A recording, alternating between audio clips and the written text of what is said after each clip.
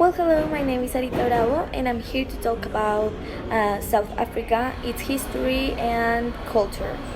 Well, in history, first of all, we're going to talk about European arrivals.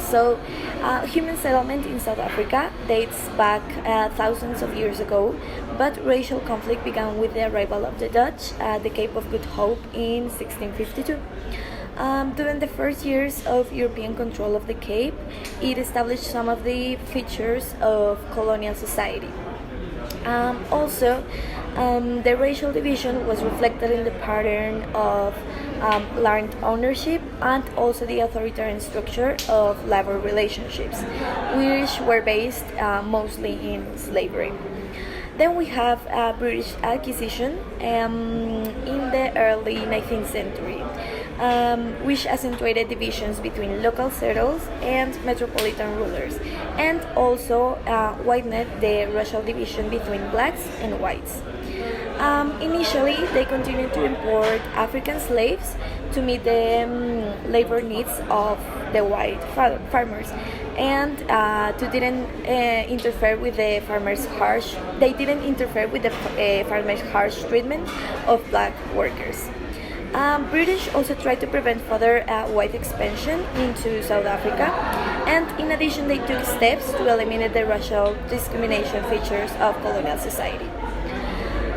Then we have the Union of South Africa, which was established on 1910 as a self-governing state within the British Empire, and legislatively restricted the property and political rights of whites at the expense of blacks. Then we have apartheid or separation.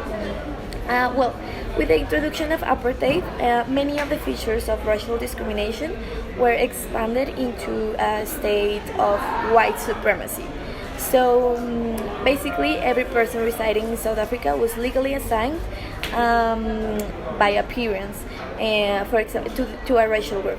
For example, white, African, mixed race, or Asian. South Africa was like a white man's country in which other racial groups would never receive the full political rights. And then black rose in protest against apartheid, and they were led by Nelson Mandela, who fought to prevent the implementation of apartheid by calling for mass non-compliance with the new laws. For example, they encouraged people to refuse to use separate services, such as public restrooms, park benches, and even post office entrances. They wanted them to use the white ones instead, and to boycott employers and also discriminatory institutions. These tactics attracted larger scale support and gained new members. Then we have Freedom Charter, and was drafted as a basic statement of political principles. According to the charter, South Africa belonged to everyone who lived within its borders, regardless of the race. So many of the delegates who drafted the Freedom Charter were arrested and tried for treason in a trial that lasted nearly 5 years. The repression became harsher as the opposition grew, and next we have a new constitution. This was in 1996, and the Constitutional Court approved the new and final constitution, and President Mandela signed the new constitution into law on December 10 of this year. The final constitution contains a Bill of Rights inspired by the chapter on fundamental rights of the interim constitution. Nowadays, South Africa's culture is cultural diverse, and their society has yet to negotiate acceptable compromises to address controversial aspects of individual behavior, such as women's rights to abortion, for example, and behavior related to the spread of SIDA. Also, violence, both political and criminal, continues to be a thing in the country, and The police service has not yet eliminated the corruption and racial bias that has characterized some segments of the police force during the apartheid era.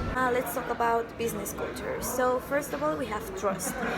In South Africa, building trust is very important. So they basically rather to have a face-to-face meeting instead of email or a phone call. So you should always try to arrange a face-to-face meeting. Then we have appointments. For them, it is very important.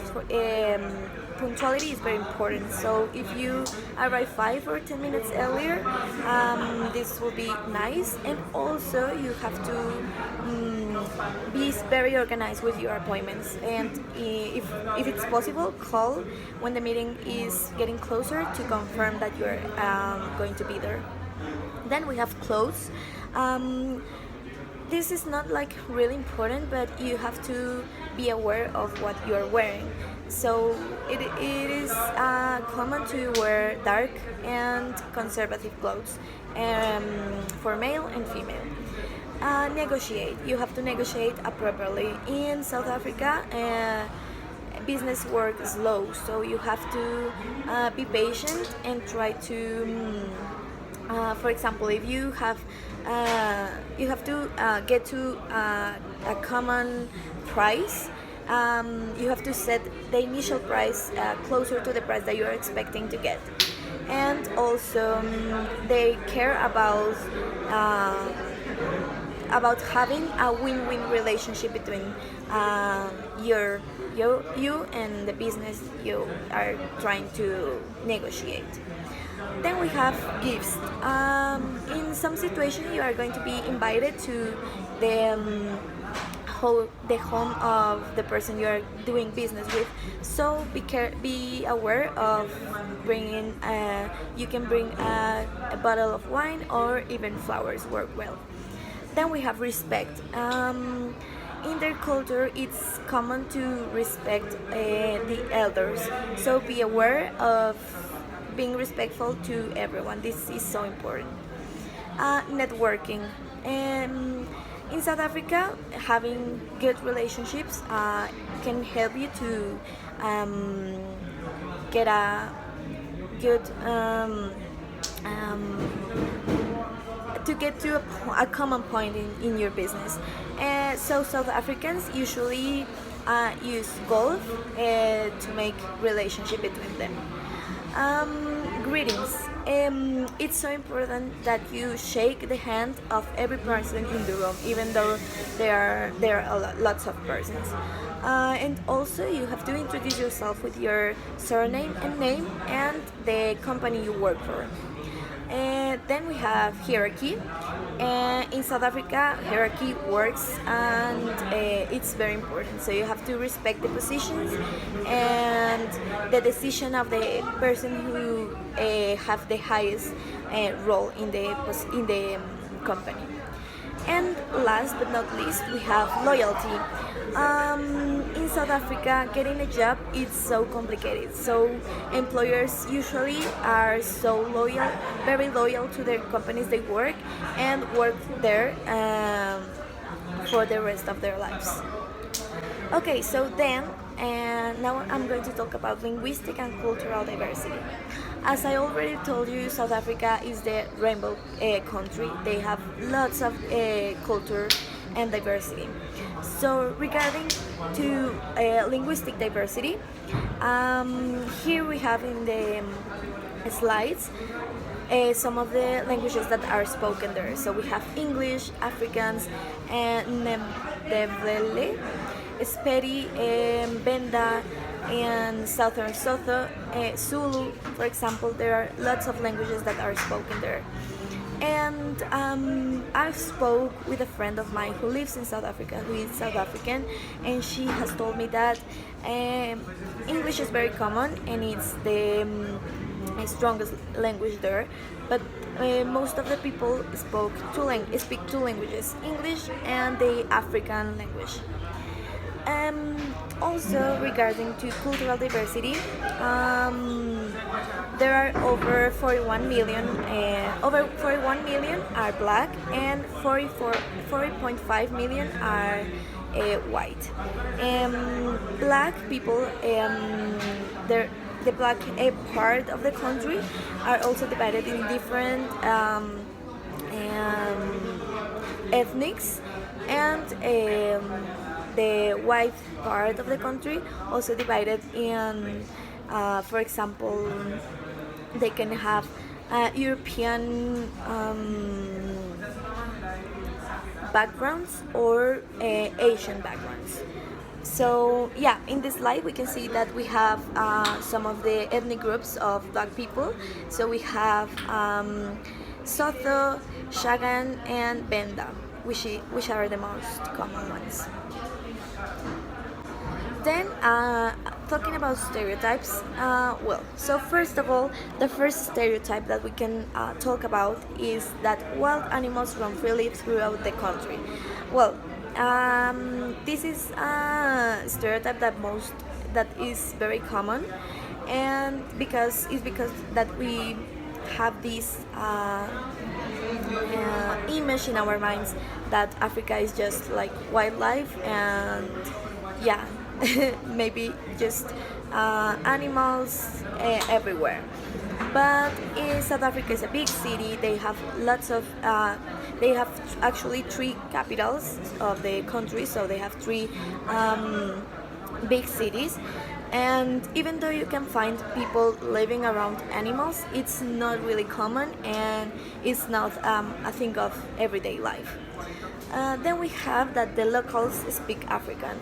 As I mentioned, African is not even a language, so there are lots of different African languages, like with different names, and they also speak English. Most of the people in South Africa speak English, so this is not true. Also, we have Afrikaners all live on farms and wear khaki clothes. This is basically that they are living in the culture they have a long time ago, and this is not true. Even though there's a lot of tradition there and a lot of background, South Africans you can find South Africans dressing any kind of clothes, modern and conventional clothes, and also living in big cities. Okay, so next we have role of English.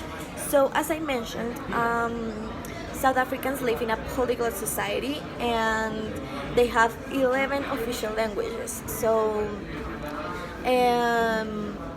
even though that they have this diversity of languages, they have to establish some kind of structure to not be like confusing, and to try to have like an organized language structure. So basically, English is the dominant language in the country, but isn't the most spoken one. So English has a really big and important role in society. English is the one that appears on media, on advertisement, also in the news, and it's the most common one. But the African languages, the different African languages that mentioned before, are also really important, and that are part of the culture because they are part of their background. So yeah, they basically speak. Most of the people would speak two languages, and English and the African languages have like the same role in society and the same importance, and they must be treated equitably, as I wrote down in the slide. Yeah, so basically that will be everything for my intervention. These are the references, and thank you so much for watching my video.